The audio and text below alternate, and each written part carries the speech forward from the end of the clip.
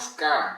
Ever wondered how people discreetly move 5 to 10 lakhs a month from crypto into usable, tax manageable cash in India? It isn't about shady telegram apps or underground hacking rings. It's a disciplined, practical workflow used by those who understand how India's financial system, informal economies, and tax frameworks actually work on the ground. In this breakdown, I will explain the step-by-step process, including the real-world workarounds, legal nuances, and operational risks most people won't tell you about. In India, the first step is getting off centralized KYC compliant exchanges. In India, profits from virtual digital assets (VDAs) attract a flat 30% tax under Section 115 BPH with no provision to offset losses.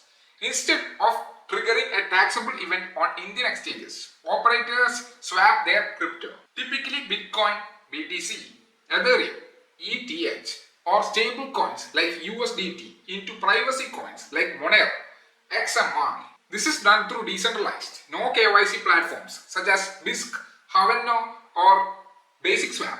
Alternatively, atomic swap protocols like Unstoppable Swap allow direct BTC to XMR swaps without third-party custody. This step is crucial because it breaks the direct, traceable chain between your exchange wallet and the final cash-out wallet. While Monero offers privacy, its liquidity in formal OTC markets is thin, especially for large volumes. So, many operators convert XMR back to BTC or USDT through informal P2P OTC groups or contacts abroad, typically in Dubai, Bangkok, or with Indian peers.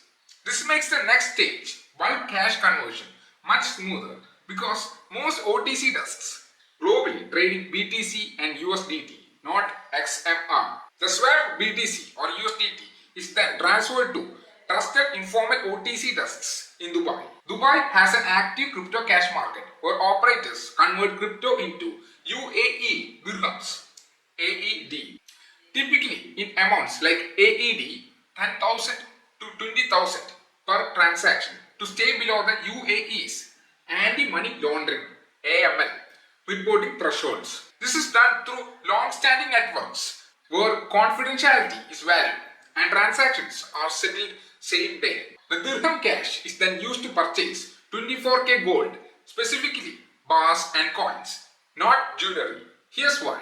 From February 2025, India will impose a 20% custom duty on imported gold jewelry. However, gold bars and coins continue to attract a lower customs duty, typically around 10.75% to 13%, depending on the form and weight category. Operators prefer small 24K bars, generally under 100 grams each. These carry lower duties and higher liquidity in both India's white and grey markets. Under current Indian rules, duty-free gold worth 50,000 rupees for men and 1 lakh rupees for women is permitted after 6 months of foreign travel. Anything above this limit is taxable, but even after paying the standard import duty on bars, the effective conversion rate is still cheaper than the 30% crypto tax plus TDS deduction on Indian exchanges.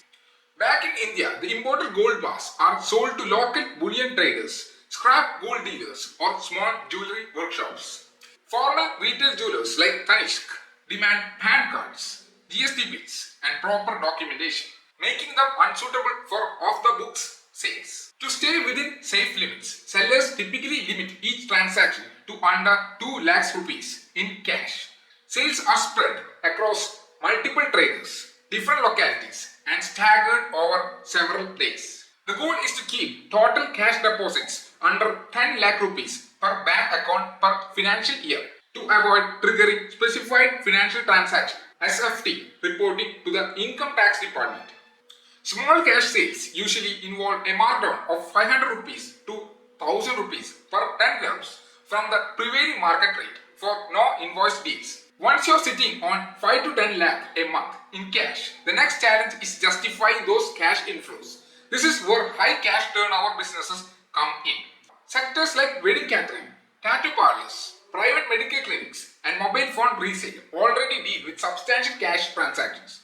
One can also add construction material supply, cement, bricks, sand, tiles, gravel, which frequently operates on informal cash payments, especially in Tier 2 and Tier 3 cities. Other viable sectors include used car dealerships, local transport operations, property management for rental units, and scrap dealings. These businesses naturally generate cash inflows, and occasional 50,000 rupees to 1 lakh rupees deposits won't trigger suspicion if they match the nature of the business. Finally, the cash income can be declared under India's presumptive taxation scheme, Section 4480. This allows small businesses with turnover up to 2 crore rupees to declare 6 to 8% of total receipts as taxable income without maintaining detailed accounts. If 5% of receipts are in cash, the turnover limit drops to 50 lakh rupees, after which a tax audit is mandatory. For instance, if 10 lakh rupees per month is declared through 2 or 3 small entities owned by family members,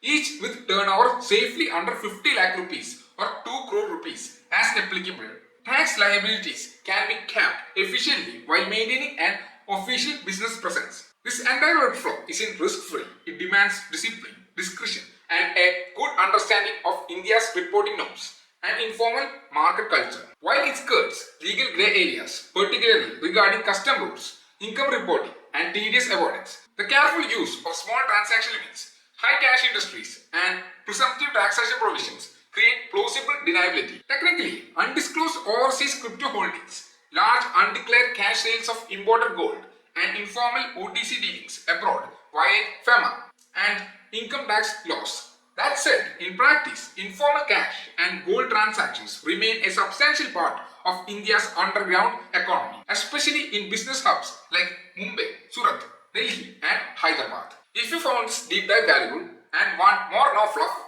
practical videos like this, consider supporting the channel through the link in the description. It helps me bring you honest, ground level finance content that most influencers avoid. Namaskar.